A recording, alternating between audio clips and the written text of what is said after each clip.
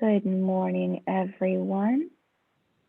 Welcome to today's San Francisco Interfaith Council's weekly online briefing for faith leaders. Today's topic is San Francisco's homelessness, shelter and housing response in light of the COVID-19 pandemic.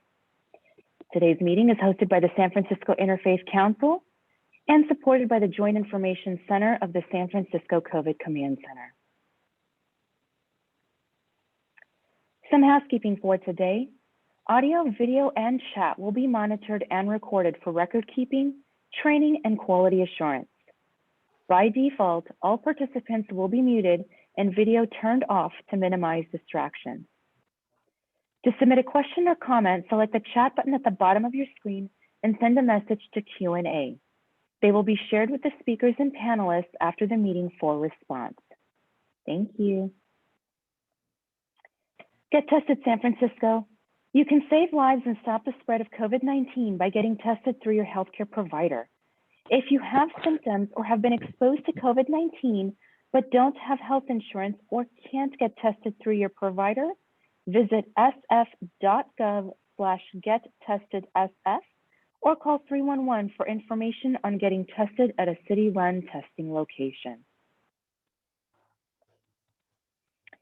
A safe and effective COVID-19 vaccine, coupled with continuous preventative measures, are our tools to end the COVID-19 pandemic and safely reopen San Francisco. Vaccines are free for those who live or work in SF.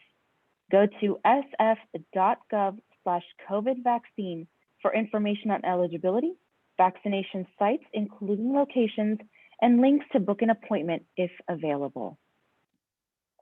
And now, at this time, I'd like to hand the floor over to the Executive Director of the San Francisco Interfaith Council, Michael Pappas.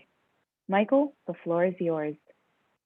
Lisa, thank you. And thank you to our partners at the COVID Command Center's Joint Information Center Virtual Outreach Team. This is our 41st program.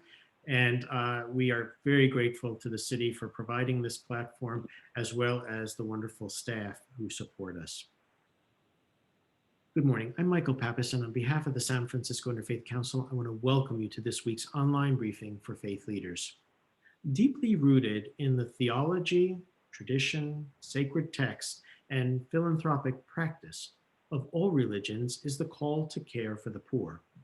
The San Francisco Interfaith Council owes its very existence to a call from former San Francisco Mayor Art Agnos to religious leaders over 3 decades ago, to open the doors of their houses of worship and to provide home-cooked meals and shelter for the homeless during the most inclement months of the year.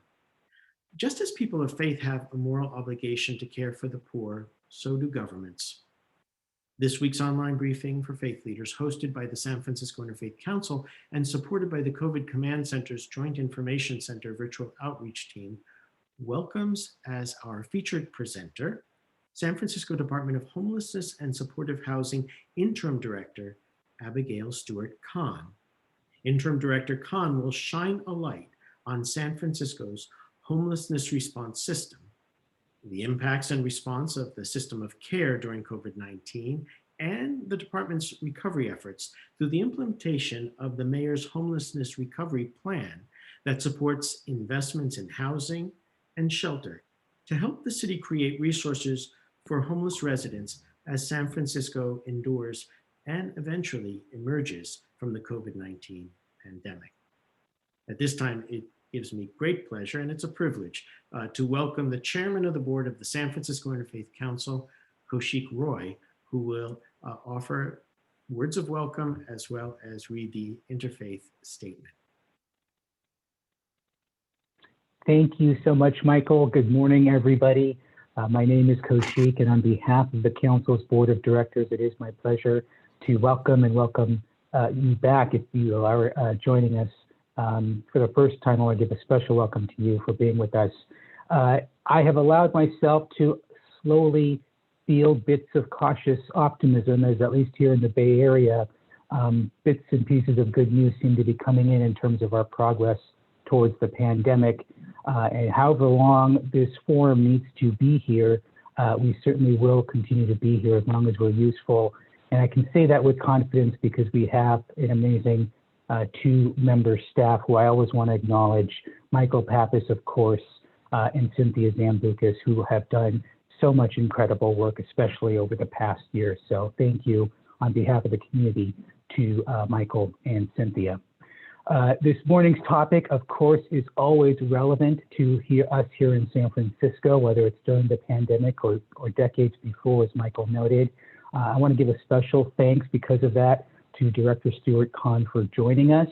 I should have checked this before I said it live, but I'm almost positive, though I'm relying on my faulty memory, I'm almost positive this is not your first time joining us. I think this is your second time, which would make you one of those rare individuals we've asked to come back just because of how important your area of expertise obviously is. And I'm actually very thrilled that we have there's so many great nonprofit colleagues here to facilitate the discussion today. So Ellen and Shari and Beth, of course, thank you all so much for taking the time to be with us. As Michael mentioned at the beginning of every Interfaith Council event, we have an opening statement that we like to read. It's just a way to take a moment to remind ourselves why we've all gathered here this morning. This is an interfaith community. Whatever our individual belief, it can be freely expressed here with no apologies. If we are invited to offer a prayer in this setting, it should be offered according to the tradition with which we identify.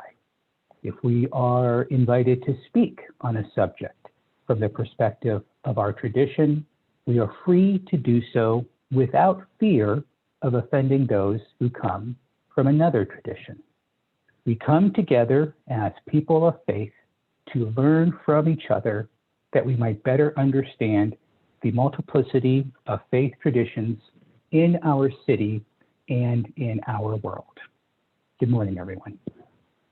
Thank you, Kaushik, and thank you for your continued leadership and commitment to joining us on these programs. In the sacred text that I grew up with, we hear in the letter of James, "Show me your works and I'll show you your faith." I am just thrilled today to welcome Sarah Miles, who is the Director of Ministry at St. Gregory of Nyssa Episcopal Church and also the founder of the Food Pantry, who, for as long as I can remember, has inspired my faith by her works. Sarah, please ground us in a reflective moment. Thank you so much, Michael. And thank you, everyone. I'm really grateful to be here with you for this crucial discussion. And I want to invite you to reflect with me to start on the most important word in the Bible. I'm sure you can all think of many words that matter from the Bible or from your own traditions: love, justice, peace. But I believe the most important word for us to consider is with. Listen to Proverbs. When God fixed the foundations of the earth, I was there delighting to be with the children of humanity. John's Gospel, the Word became flesh and dwelled with us. The one we call Emmanuel, meaning God with us, promises, I will be with you always. Before the world began, right now, and through eternity, with is the most fundamental thing about God. And so our relationships with each other must reflect that covenant and that challenge. Notice with, not for. In the desert, in the ruined city, in the courts of kings, God seldom magically does things for people at a distance, like a kind church lady who shows up at the food pantry with donations for the hungry without speaking to anyone, or a skilled city technocrat who decides how to manage homeless people's problems for them online. No, God asks everyone to participate fully, even when it might be simpler to fix things unilaterally. God seeks connections with even the most annoying, difficult, and clueless of his people to get things done. God stays with us all, listening, struggling, and abiding. This deep relationship, explains Pope Francis, is social and political as well as spiritual. Francis says, true solidarity is more than the promotion of philanthropic work for those who are poor. Only a politics rooted in the people themselves, open to the people's own organization with the full participation of the poorest, will be able to change our collective future. To be with other humans as faithfully as God is with us means we cannot make decisions, even charitable ones, for other people. We cannot make any plans about them without them. Together, we must get up close to the pain and the promise. We must listen and continue to act in solidarity with one another for the collective future of our beloved city. Because the most important word in the Bible is the most important word in all our lives. And may the grace of Jesus Christ, the love of God, and the fellowship of the Holy Spirit be with us all. Amen. Amen, amen, amen. Thank you, Sarah, and may those thoughts linger with us throughout this broadcast as we seek to address probably one of the most important issues facing our city today. Thank you, Sarah. As Kaushik mentioned, Abigail Stewart-Kahn is no stranger to the San Francisco Interfaith Council. She has been with us in meetings, but she works with us through our work. And we are grateful that she has taken the time today to be with us and to share with us so many important developments as we continue to journey through the pandemic. And so without further ado, I welcome the Department of Homelessness and Supportive Housing's Interim Director, Abigail Stewart-Kahn.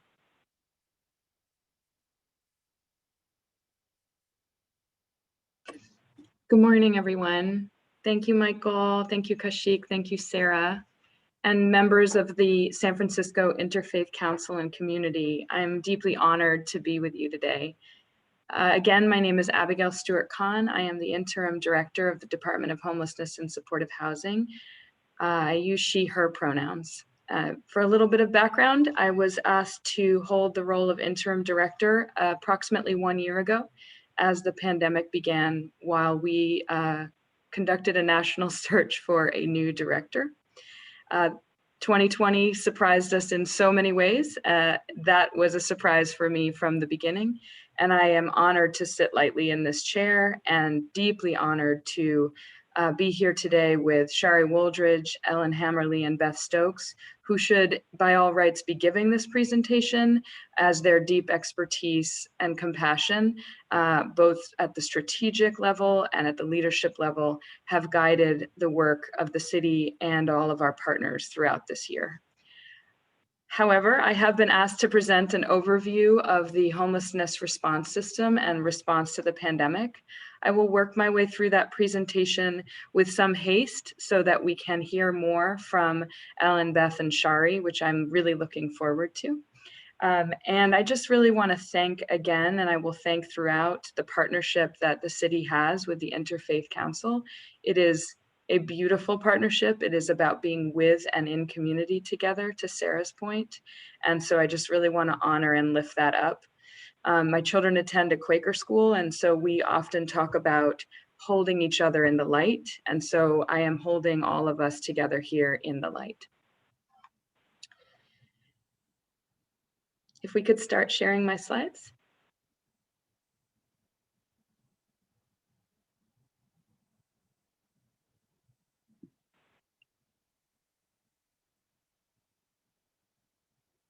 Thank you.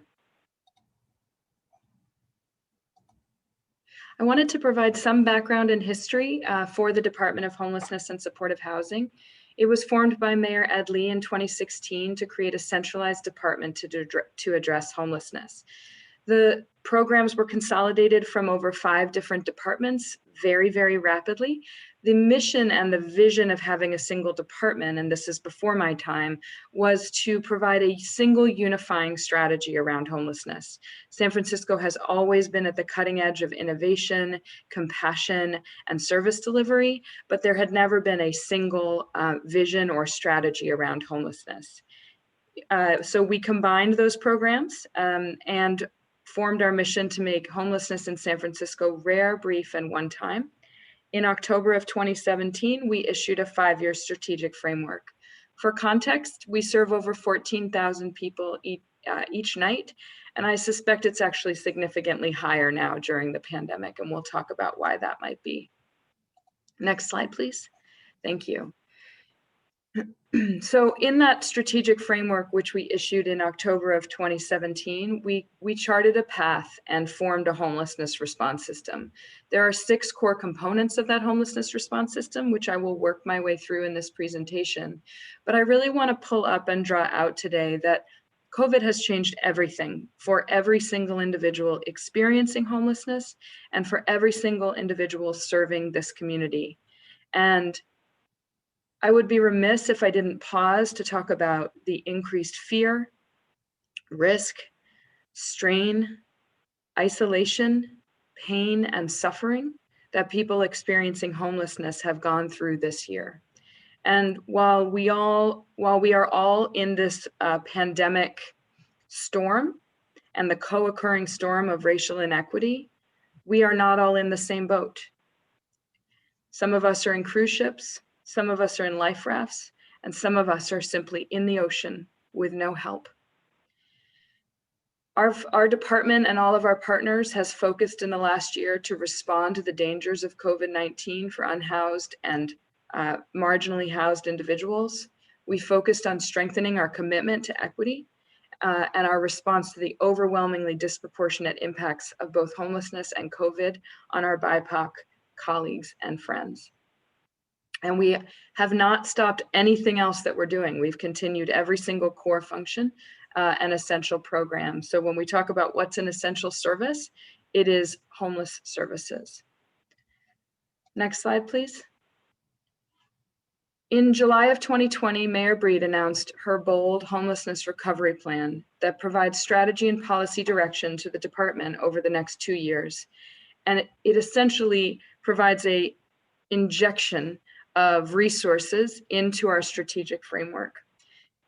The plan includes expanding housing resources, including the largest expansion of permanent supportive housing in 20 years to support the rehousing efforts for those living in the shelter-in-place hotels as of November 15th, and then to provide additional flexible supportive housing and programs for everybody to exit to stability. So we have a lot of things that we're doing in order to rehouse people, and you see those in the left-hand column, but that our work cannot only focus on people in hotels. In order to take care of those still on the street, we've been working day in and day out with partners to expand homelessness prevention, to reactivate congregate shelter, which was significantly impacted, to expand congregate shelter, including opening 2 new navigation centers in 2021, and to maintain the Safe Sleep program, which was begun as a COVID response. The plan also includes maintaining COVID command alternative shelter programs, 120 RVs serving the Bayview community, and other expanded shelter efforts. Thank you. Next slide, please.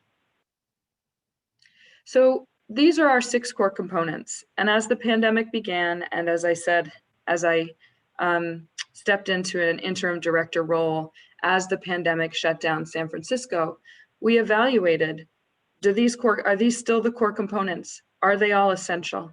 And it's hard to remember a year ago, but none of us could figure out how to make these determinations. As we looked deeply at each of these, we determined that every one was essential. And I'll work my way through why they're all so critical to ending homelessness in San Francisco. Next slide, please. This is an image of what our homelessness response system looks like today, but it did not look like this merely a year ago or 2 years ago. It centralizes coordinated entry, which we will talk about, which is the foundation of the homelessness response system.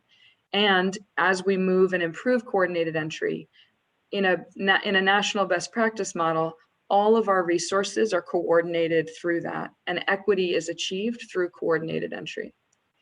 As I said, it's a national best practice that centers equity by prioritizing the most vulnerable for the highest levels of care. And it provides clear pathways to those resources to ensure everybody has equitable access. Prior to coordinated entry, this visual looked like 15 trips of people all over the city for somebody experiencing homelessness, and those who were able to advocate for themselves or who were lucky enough to find a talented case manager or social worker were the ones who got access, as opposed to the most vulnerable. On this call today, we have not one, but two coordinated entry providers, and we look forward to hearing more from them. The coordinated entry prioritizes the person and their vulnerabilities as opposed to the place that they're coming from. Next slide, please. Thank you. Before we dive into the 6 core components, I do want to spend a few minutes talking about what this last year has looked like during the pandemic. I am so proud of HSH and the city's ability to move nimbly and to adjust and adapt to the changing guidance as we learned more about the pandemic, and to respond in a client-centered, data and science-driven approach. The city's response to COVID-19 was swift, and it exemplified national best practices. In fact, we have partners from HUD who called and said, how are you doing all of that work there? Your commitment to people experiencing homelessness is unmatched nationally, and can we have some folks call you and figure out all of the things that you've learned? I have to say those phone calls are reassuring when it feels that we are never ever doing enough, and we all know we have more work to do. So we've done incredibly well protecting our most vulnerable residents experiencing homelessness. And sadly, this has not been the case for other communities across the nation who continue to struggle with large outbreaks among people experiencing homelessness. This timeline gives more data and it's available on our website, but I did want to note some important milestones that took place over the last year. And they have presented both opportunities and huge challenges for HSH and our partners. As we may remember, in February of 2020, Mayor Breed led the nation by issuing the first COVID-related emergency declaration. In March of 2020, the Department of Public Health issued its first shelter-in-place order due to the spread. To enable the most vulnerable people experiencing homelessness who also needed shelter in place, an alternative shelter system was developed in partnership with so many city agencies. And I just want to honor that work here. Our partners from the Department of Public Health, Human Service Agency, the Department of Emergency Management, and the COVID Command Center, which currently still has people from 50 city departments working at it, some of whom are here with us today, moving away from their norms, their comfort, their day job in order to help the city respond. It is a model of what public service is all about. Support, and similarly, our nonprofits stepped up in every single way, and we'll talk more about that. HSH also set up a resource distribution center for our HSH providers, and we figured out a way to collect donated PPE. Sometimes that's a little challenging when you're a city agency, and to quickly get it out to people. It's almost impossible to remember when PPE was such a challenging and scarce resource, but this quick action and our providers' ingenuity and creativity saved lives early during the pandemic. In April, San Francisco opened our first shelter-in-place hotel. In other communities, this is called non-congregate shelter. And over the intervening months, the city expanded the temporary emergency SIP program to include 25 hotel sites. At its peak, it was sheltering over 2,500 COVID vulnerable individuals. And San Francisco opened and filled nearly 20% of all of California's SIP hotel programs as part of the state's Project Room Key, despite San Francisco having 5% of the state's homeless population. So this included transitioning over 500 COVID vulnerable people experiencing homelessness who were in shelters like the ones that Ellen and Beth and Shari operate on a day-to-day basis into SIP hotels. In May, the city opened the first Safe Sleep site and launched Meals in Place program in partnership with the Salvation Army to deliver up to 1,400 meals per day to people living in encampments. In June, HSH partnered with a nonprofit Miracle Messages and launched Miracle Friends, which has the goal of providing socially distant companionship and support for people in hotels through trained and dedicated volunteers. In July, Mayor Breed announced her homelessness recovery plan, which we've already talked about, as well as on launching 200 units of a flexible housing subsidy pool, which was a pilot to provide a scattered site approach, meaning apartments out in the community that we find, and we fund individuals who are formerly homeless to live and be supported there. That was a partnership funded by Tipping Point Community. In September and October of 2020, the city applied for and was awarded a combined $78 million from the state to purchase 2 hotel properties through Project Home Key. And we have one of the architects of that initiative here with us in Beth Stokes. The funding allowed the city to purchase the Granada Hotel and the Hotel Diva, which immediately added approximately 362 units of permanent supportive housing on top of the pipeline that is still in development. In November, San Francisco received an additional $10 million in state home key funding and used that to essentially buy ourselves more time to revisit and reevaluate our rehousing approach and to talk more with service providers and hotel guests so that we could understand what the rehousing approach and the commitments and the challenges would be. And we are currently using a national best practice to move people from those hotels into a range of permanent supportive housing. I will say this is not smooth. This is extremely challenging work, and we're learning and pivoting every day. Next slide, please. So it's almost impossible to realize how much has happened in a year, and it's only been 1 year. I think any one of those changes, announcements, or commitments would have been the news of the year in the homelessness space. And instead, that I went through briefly things that would have taken us years to do in another time and in another place. And so it's been incredibly important to also understand that our system of care, our underlying system of care, had to sustain and had to pivot and adjust. So I'll spend some time talking about those core components. The first is street outreach, which is conducted mainly by the famous SF team, which is a service contracted through the nonprofit provider Haluna Health. There are other specialized contracts for street outreach in various communities and specifically for young people experiencing homelessness. HOT's mission is to work to engage and stabilize the most vulnerable people experiencing homelessness by meeting them where they are and working to build trust and relationships that motivate them to accept the offers of shelter and other services. The SF HOT team works in small teams of 2 citywide, 7 days a week. They provide outreach and case management, offer available resources, distribute supplies, and starting last year, many of our teams were trained to be mobile access points, a component of coordinated entry, meaning they can offer those problem solving and housing assessments on the street in real time. One thing to note about the HOT team is that they're not set up to be emergency responders in the way that many people in our community would like them to be. They are all about developing relationships with people experiencing homelessness on the street. And so they will go and talk to someone, offer them shelter. And if that person isn't ready to accept, they will go back again.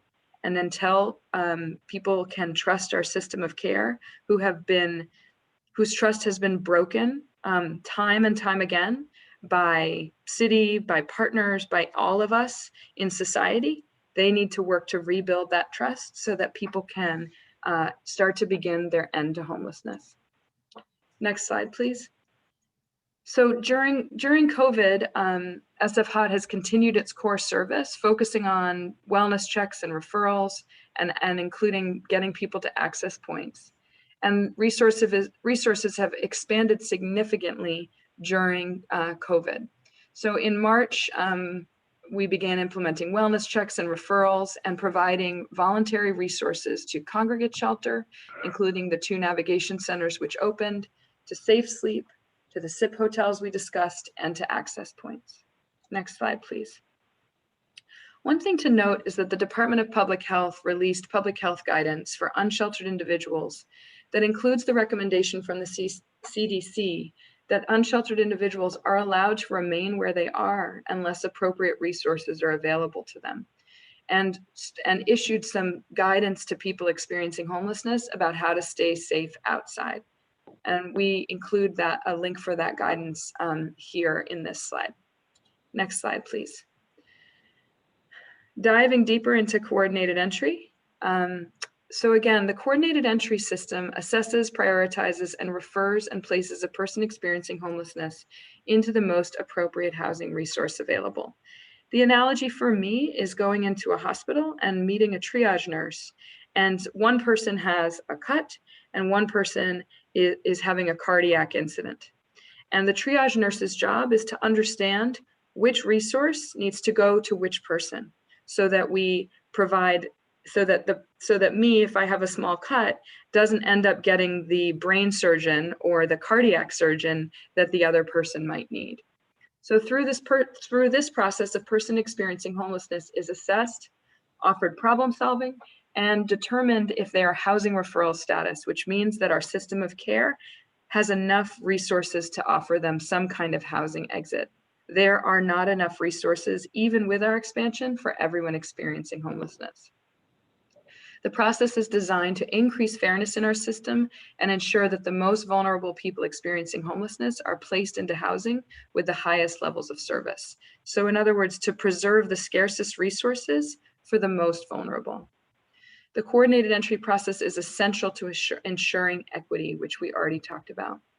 Coordinated entry's population and primary assessment determine eligibility.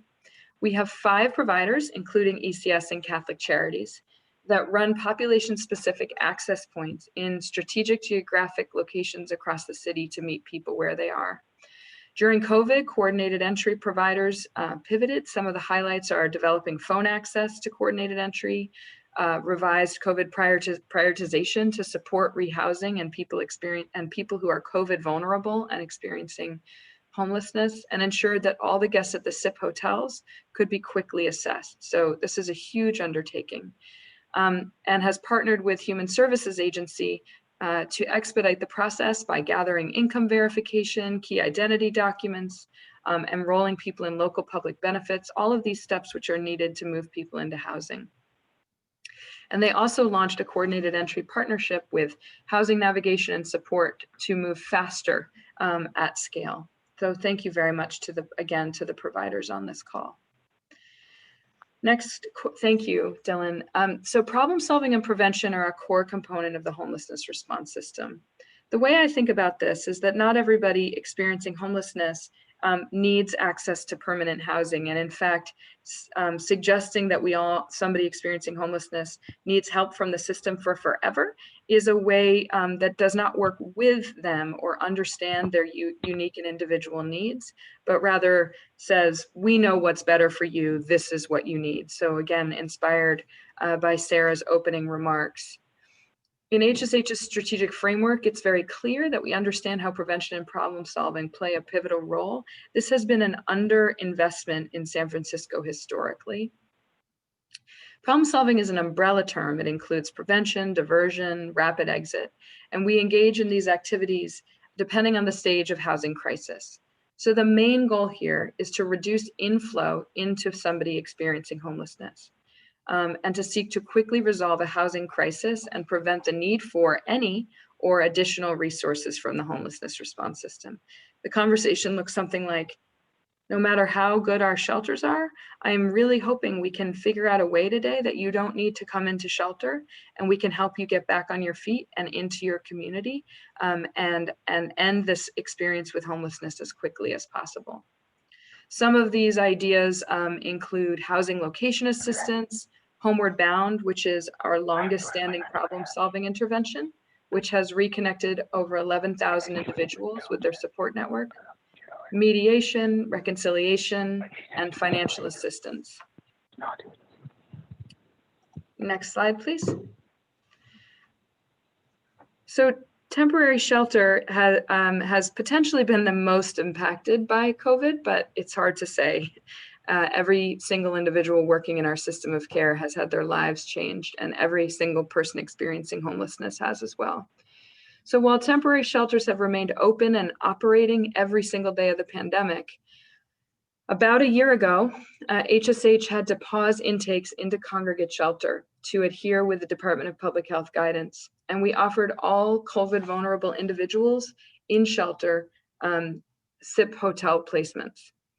So now all of our congregate shelters that are open are COVID informed, and certainly the experts on this call can speak more to what that looks like on a day-to-day basis, but it basically means that they have implemented public health prevention and mitigation guidance, including physical distancing, having space for isolation, frequent cleaning, wearing of appropriate PPE, and also implementing huge amounts of ongoing prevention and detection testing in shelters. As I mentioned earlier, HSH has worked to safely reactivate congregate shelter, and we reached our homelessness recovery plan goal of 1,000 adult congregate shelter beds in February of this year. And we are planning for ongoing additional reopening and reactivation. We also opened the Bayview Safe Navigation Center, as well as the first of its kind Lower Polk Tay Navigation Center for transitional age youth, and both in January and February of this year. I want to express my continued gratitude to the San Francisco Interfaith Council and ECS that in spite of the pandemic, we were able to open the Interfaith Winter Shelter Program in November of 2020, and that provided an additional 67 all-gender overnight beds during winter months.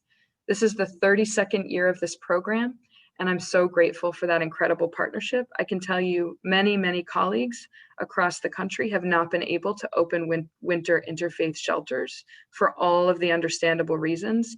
And so it really took this community digging deep in partnership with ECS and the Interfaith Council to make this happen. So thank you.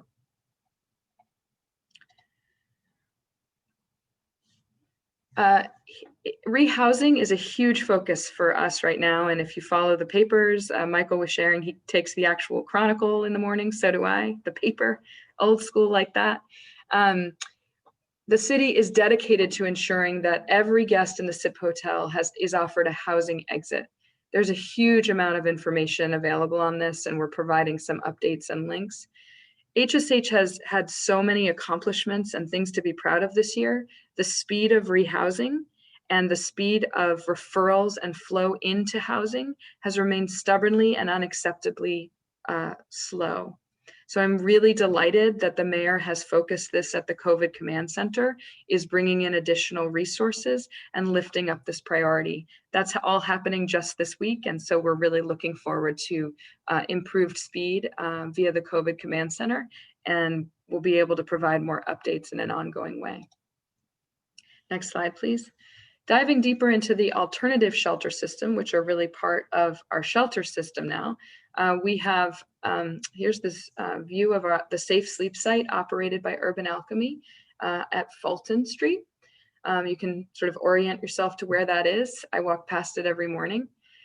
Generally, we have 260 spaces in safe sleep sites and villages. One of them is pictured here. The Safe Sleep program was started as part of COVID response because of the inability and the impact on congregate shelter. It provides 24/7 access and is very, very low barrier. And so this is something that many people experiencing homelessness can say yes to in terms of getting on their pathway to ending their homelessness. We just discussed congregate shelter, and shelter-in-place hotels, again, are providing space for individuals who are COVID vulnerable, adults, families, and transitional age youth at 25 sites across the city. Of note, the city also operates isolation and quarantine sites, which are managed by the Department of Public Health. And these provide safe places for those who aren't able to isolate and quarantine at home. Housing. Our core component housing is comprised of huge array of services, specifically matched to individuals, veterans, transitional age youth, and families in partnership with nonprofit partners. These resources include permanent supportive housing, which is essentially permanently affordable housing with supportive services, rapid rehousing, which provide a services and a medium-term subsidy, as well as problem-solving exits, which sometimes provide a short-term subsidy. The flexible housing subsidy pool that was announced in 2020 provides permanent supportive housing, a permanent subsidy with supportive services, but does it in a scattered site approach. So we have buildings like the beautiful mural that you see here of one of our buildings in the Tenderloin. And you have people who are formerly experiencing homelessness in an increasing way in our community, spread out throughout the community in apartments that they select, where services come to them to provide the needed support. So next slide, please. Yes, thank you, Dylan. And then one component of housing that has not had as much attention this year is the housing ladder. So the housing ladder offers opportunities for residents of permanent supportive housing or rapid rehousing to move on from the homelessness response system and make their unit available for other people experiencing homelessness. And here you see somebody who moved into a unit after living in permanent supportive housing for 10 years. So we want permanent supportive housing to be just that, permanent, but there are people who, when housed, recover. And it is really, truly amazing to see the life-changing health treatment that housing is for people experiencing homelessness.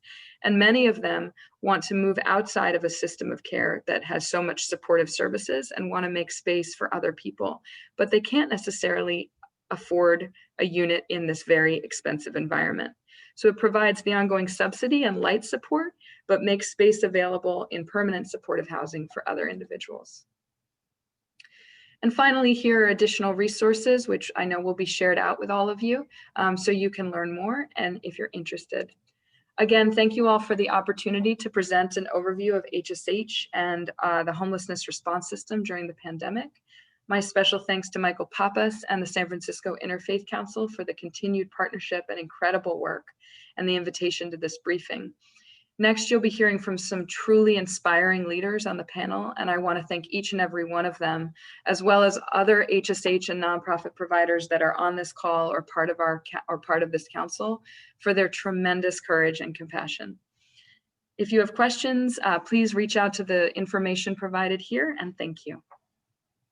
Abigail, 1,000 thanks for this very comprehensive presentation, and the fact that you really began this work during the pandemic. And we are very grateful to you and your entire staff.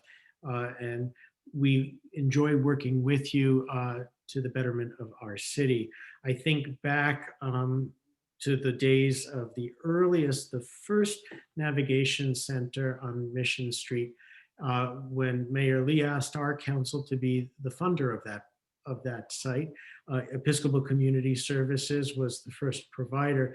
I like to think that Mayor Lee saw so many different departments working together that was part of the inspiration for the Department of Homelessness and Supportive Housing. We are very grateful to have with us today, as you mentioned, 3 providers. Since the Great Recession, the San Francisco Interfaith Council has been convening the CEOs of the major faith-based social service agencies, acting as their advocate and supporting them in their important work. First, we welcome Beth Stokes, Executive Director of Episcopal Community Services. For 31 of the 32 years of the shelter, we have been partners with Episcopal Community Services to be able to provide the city the interfaith winter shelter. Beth is tireless.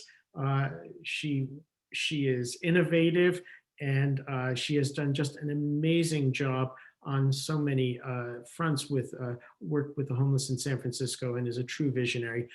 Without further ado, we welcome Beth Stokes to be our first faith panelist and presenter. Thank you, Michael. I really appreciate that. And it's really cool to be here this morning with everyone.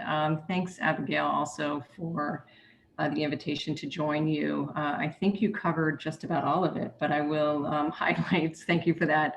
And also, again, for your, I'll say this, Abigail, your courage in stepping into a leadership role during a very difficult time for this community and for the nation. So, you know, a deep debt of gratitude to you for your leadership there. I also want to again thank the panelists. I have just profound respect for the collective and the theme of this morning. I think around and how we really have to work together as a community to solve homelessness in San Francisco. We all know that, but really we all have to take a part in the process of ending homelessness for it to truly happen. I want to say that, with the interfaith, winter shelter that we did, I'll just highlight some of the adaptations that ECS and our board has had to address through this health pandemic, and what that's meant to us as an organization and what we've attempted to do and the experience we've had.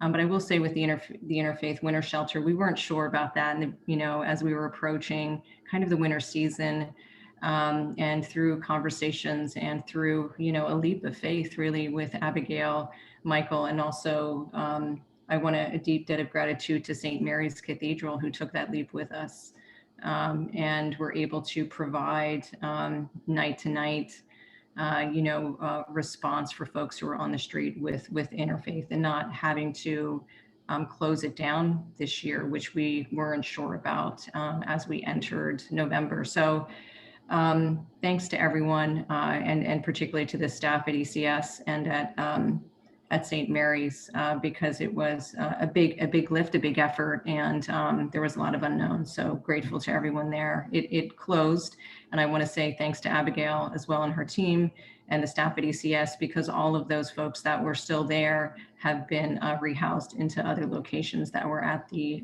Winterfaith site. So that was great news this week. And again, to the effort of rehousing folks that are in temporary spots as they close down. It's a huge effort that Abigail and the CCC has undertaken, and the mayor of San Francisco. Through the pandemic, which, you saw the timeline that Abigail outlined for us, we've tried to step forward in our efforts to support the mayor and Abigail and her team, as well as Department of Public Health and the CCC, as it relates to being able to open up shelter-in-place hotels. So ECS did step forward and opened 8 shelter-in-place hotels during this past year. We also, as we were experiencing this expansion in temporary housing in the shelter-in-place hotels, we also were closing some of our sites. So it was expansion and contraction, and it was really an effort to adapt to the environment before us, all at the same time trying to ensure safety and wellness of the guests and tenants in all of our facilities, as well as our staff. I think for the, I don't think folks recognize that, we're always tasked with the health and wellness and doing our very best to ensure that with our tenants and guests. Yet with our employees, we really had an extended responsibility to them and their families as well. And so that felt like a very deep and profound responsibility. We always have had it, but this was now related very seriously to the health of the entire family of all of our employees. And so there was just so much effort in partnership to ensure we had the proper supplies. It was a mad scramble for all of us in March, March, April, May, as we were trying to collectively figure things out and gain our footing and get on track, and we did. And so, with the opening of the shelter-in-place hotels and the closing of other congregate sites, which was necessary, we were also focusing in on other populations that needed additional support. So ECS did open a interim housing site for reentry for folks that were being early released and who were being exposed to COVID in the prison system and released into San Francisco. So we also saw that as a need and an effort that we really wanted to embrace as we, as an organization, also do rehousing and rapid rehousing for the reentry population. In addition to that, ECS, agreed to do an INQ site, which thankfully hasn't been, used too much, but we stepped into that space because there was a need as well. And during this entire, process, as the CARES Act and the state of California was, helping and assisting with the Project Room Key, which is the shelter-in-place hotels. They also put out funding for Project Home Key. So there's Room Key, which is temporary housing. There's the Home Key, which is really the acquisition of new property. And as Abigail has stated, ECS was able to partner with the state of California, and most importantly, with the city of San Francisco, HSH, and the mayor's office to acquire 2 new properties designated for permanent supportive housing. And that's significant. ECS is currently partnering with the city to build 253 units of supportive housing. And that takes time, right? New construction takes time. And so we're still waiting for that to open. Through the pandemic, that project continues to progress, yet in 2 short months, we were able to acquire 362 units of permanent housing. And so that's a different way to provide that type of intervention. And we were really excited to partner in that. So I won't take up too much more time this morning, but happy to answer any questions and to say that, we've had to really, pivot this year. We had to keep our head up. And really kind of, it was a grind, yet, we feel very optimistic about the road ahead. We are excited. We've had to change, we've had to adapt, but that's all of us. All of us who work in this sector. I think that I'm really proud of everyone's response. We could always do better. There's no question about that. But I think for those of us who are working on the ground, understand how hard everybody has been working in the city and county of San Francisco to avert a catastrophic, outcome in relation to this health pandemic. And everyone's done a fantastic job. So thank you. Thank you. Before we move on, Abigail, any response to Beth's presentation? No, just wow, I'm tired just listening to all of that, Beth. So thank you for stepping up at every single juncture, to everyone at ECS and your board and your staff, for pivoting, for adjusting, for pushing us, for coming to every table. It's really been a remarkable accomplishment. And because of leaders like you and Ellen and Shari, again, we've led the nation in our response to people experiencing homelessness during the pandemic. And as a result, we've saved lives and we've kept COVID rates below the rest of the population. So in my most tired moments, I think of you and your staff, and Shari and Ellen as well. So thank you. Thank you. Shari Wooldridge is the Executive Director of St. Vincent de Paul Society, which has hosted a NAV center and has done amazing work throughout the city for so many years. It's one of those great historic social service agencies that has been around more than a century.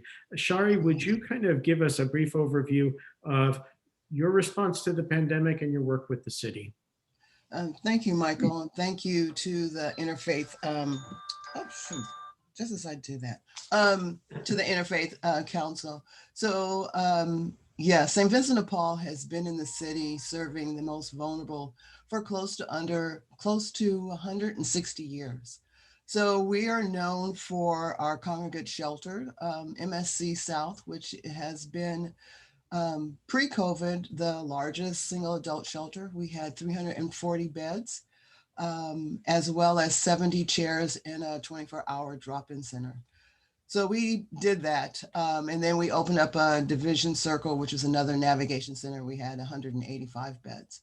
So when the pandemic hit in February and the mayor announced, that we were shutting down, we were highly impacted. So we working with the city, we tried to move out as many of our most vulnerable 65 and over to the SIP hotels as quickly as we could.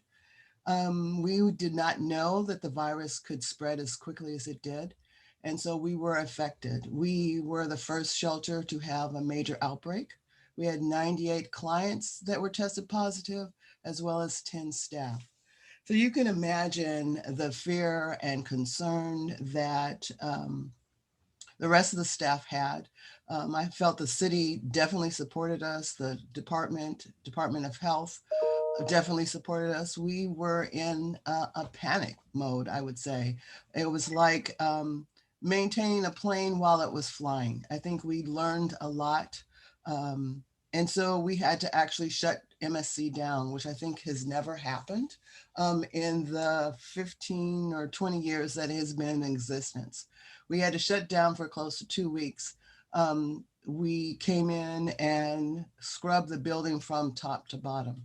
And then working with the city, we were able to bring in clients back that were post-COVID. So they had the COVID virus. And then after their 14 days of quarantine, it reduced the number of clients that we had, which is a huge impact. So from 340 beds, we went to 111. So you can imagine the challenge and the concern we had for folks that typically had been with us for years, were now separated and in hotels, and we were down to 111 people. We also had to close our drop-in center, which was a very big impact because we were used to people coming in, having an opportunity to come off the street, get a respite, get some food, get their clothes washed. And so that was closed down due to all the social distancing and the recommendations from the CDC that we followed along with the Department of Public Health. I would say that, as Beth mentioned, the staff were definitely affected. So I'm happy to say that of those 10 originally who tested positive, only one person had to go to the hospital. So we definitely have a staff that is dedicated to the goal and mission of St. Vincent de Paul, making sure that those who are most vulnerable are taken care of. Same thing with our division circle, which is a new type of navigation center, is that it's the tent. And so it has a greater air quality. So we did not have an outbreak as large as we did at MSC, but we also had an outbreak there and we were impacted. I think during this time, I have learned that the stamina of the staff, the dedication, and also working with the city and the Department of Health. I remember our first outbreak, I was on the phone with Abigail 10, 11 o'clock at night. We were talking to folks at the Department of Public Health at 10, 11 o'clock at night, trying to make sure that we took care of the clients as well as the staff. So I definitely appreciate her dedication, the city's dedication to making sure that those who were in congregate shelters were taken care of.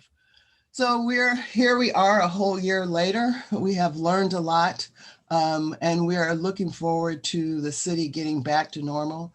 We're looking forward to when we can get back to full capacity, because MSC was definitely known to be 99% occupied 365 days a year. So we want to make sure that we're safe, that clients can get off the street and at least have a place to sleep and 3 meals a day. So I definitely appreciate all the hard work and the support. The city came to help us. We stood up, we survived this crisis, and I think we're better for it. So thank you for inviting me to this panel. Gladly, and thank you for all that you're doing. Our final panelist is Ellen Hammerly, who is the Vice President of Client Services at Catholic Charities in San Francisco, Marin, and San Mateo. In addition to being a regional presence, I know that Catholic Charities does incredible work with the immigrant population and so many other vulnerable communities. Ellen, would you chime in right now? Thank you so much. Thank you for inviting me, and always nice to work with Abigail and my colleagues, Beth and Shari.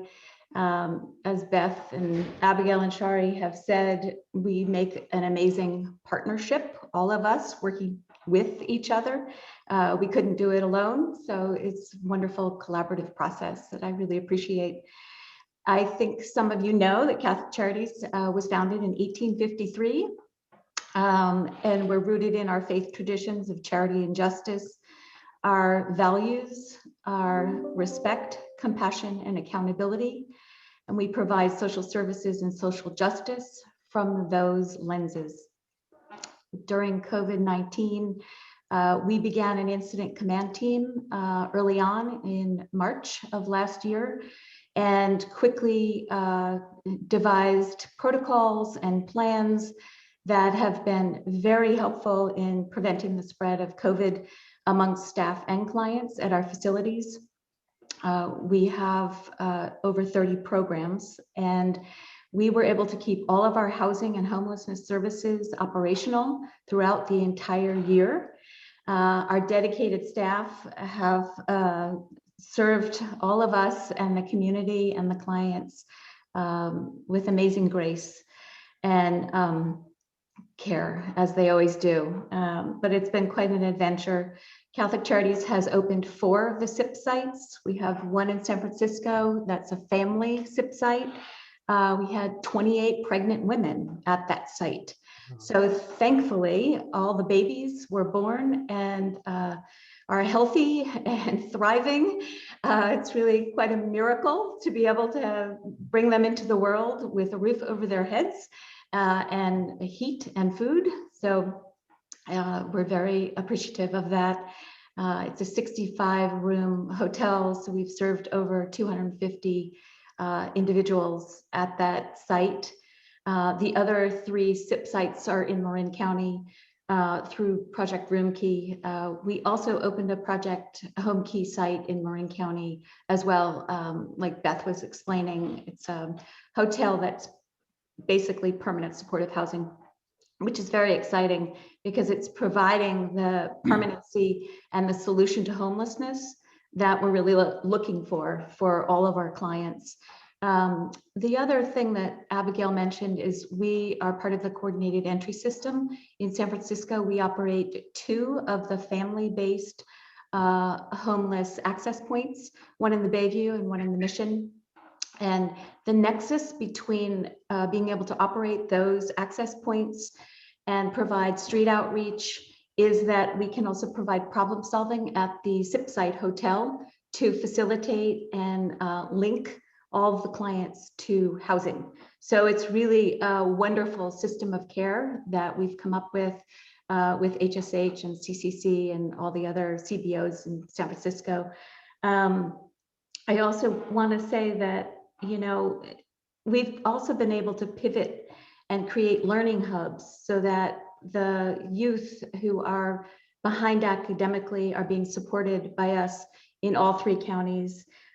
We've also been able to provide subsidies at the tune of $3 million through our work with the city of San Francisco to prevent homelessness.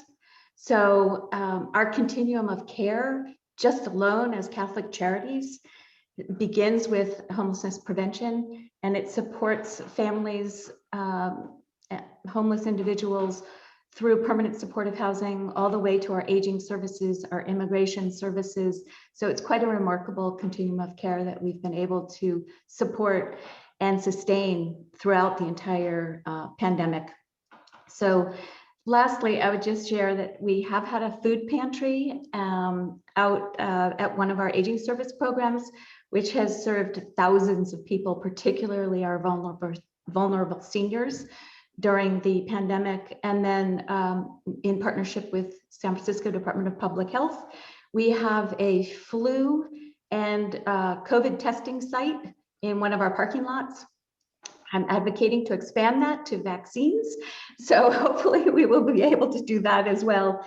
But the other thing I would share, as we're out of time, is this year we've served about 60,000 people just through Catholic Charities. That's a lot of lives that we've touched and that we've changed.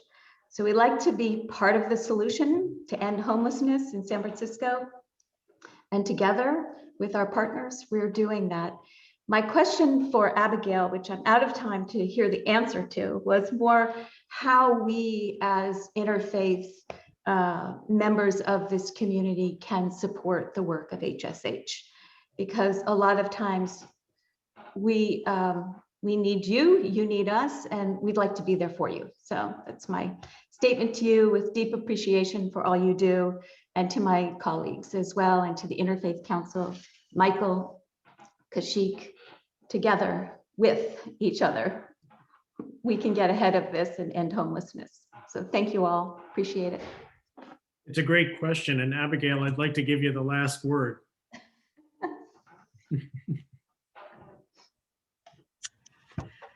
Oh boy, it's a wonderful and kind question. And I think I would say that we all need to listen and understand each other better in San Francisco. My experience this year has taught me that San Franciscans, elected leaders, advocates, members of the government, we all start from compassion. Maybe not everyone in San Francisco, but many, many people. And we all think we know the right answers on how to solve homelessness, and no one of us does. But when we spend our time sort of arguing about it or debating about it or getting into personal conversations, we harm homeless people. And this is not a conversation for anyone on this call. This is not something that Ellen or Beth or Shari do, but it's a call to our community to step above the politics of homelessness and step into the partnerships that are going to be needed, and the real conversations about what's working and what's not working, and what resources are needed and why things are working and not working, so that we can move forward together. Abigail, I hope you know that you have allies and partners in the communities of faith that are here in San Francisco. As I started out, this is in our DNA, and it is in our core values and mission. And so we look forward to a continued productive and constructive way to work together with each other, so that we can, and with those who are in need, so that we can do what we've been called to do, and that is to repair the world and to make San Francisco a better place than we found it. Thank you. And thank you all. Thank you to Abigail. Thank you to Kaushik and Sarah. Thank you to Ellen and Shari and Beth. Your contributions have created a beautiful mosaic of what the response really is to homelessness in our city. We would invite you all to join us next week as we welcome a diverse group of UCSF physicians committed to helping people make informed decisions about the COVID-19 vaccines. I know that that's an issue on so many people's minds, and we look forward to diffusing some myths and helping people and encouraging people to get vaccinated. That concludes our program for today. Thank you all, and God bless you. Thank you. Bye.